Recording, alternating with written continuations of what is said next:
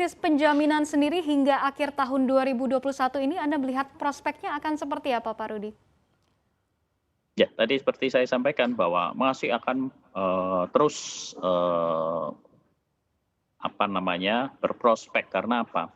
Karena pasar modal ini merupakan salah satu alternatif pendanaan.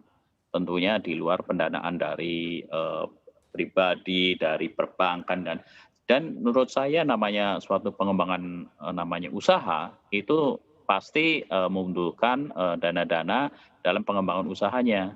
Jadi pasar modal masih menjadi salah satu alternatif utama untuk penggalangan dana, terutama mungkin beberapa sektor, baik yang besar maupun yang kecil.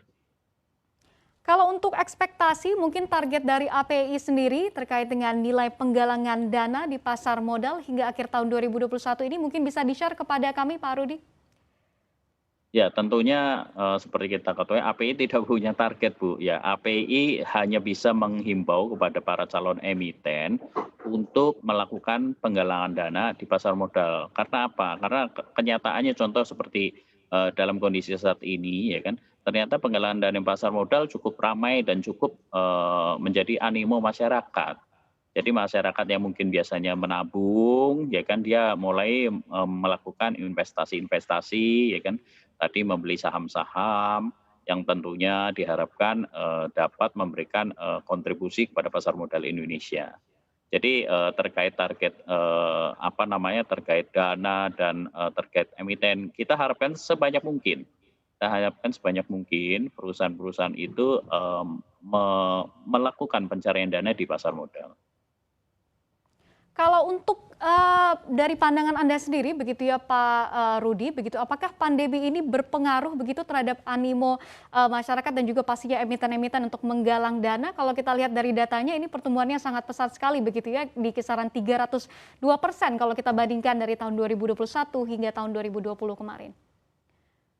Ya, kita ketahui bahwa pandemi ini kan dimulai dengan masa PSBB di bulan Maret 2020.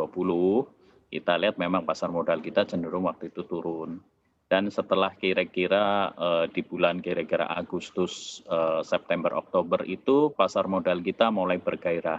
Kenapa? Karena pertama masyarakat sudah bisa menyesuaikan diri dengan kondisi yang ada, dengan kondisi pandemi, dan masyarakat yang tidak bisa beraktivitas ini paling gampang adalah melakukan aktivitas investasi di pasar modal. Makanya kita kalau lihat tahun 2020 sampai dengan 2021 ini pertumbuhan jumlah investor meningkat tajam, ya.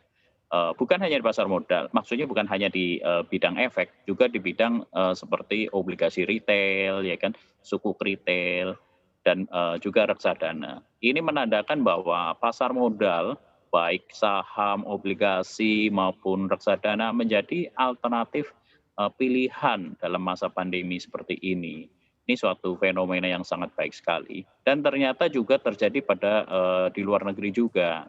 Sehingga makanya ini juga harus dimanfaatkan oleh semua kalangan, baik calon perusahaan efek, baik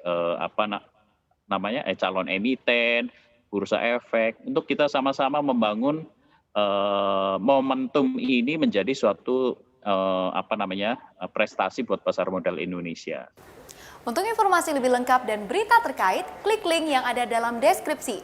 Dan jangan lupa untuk install aplikasi CNBC Indonesia di App Store dan juga Play Store. Jangan lupa subscribe ya.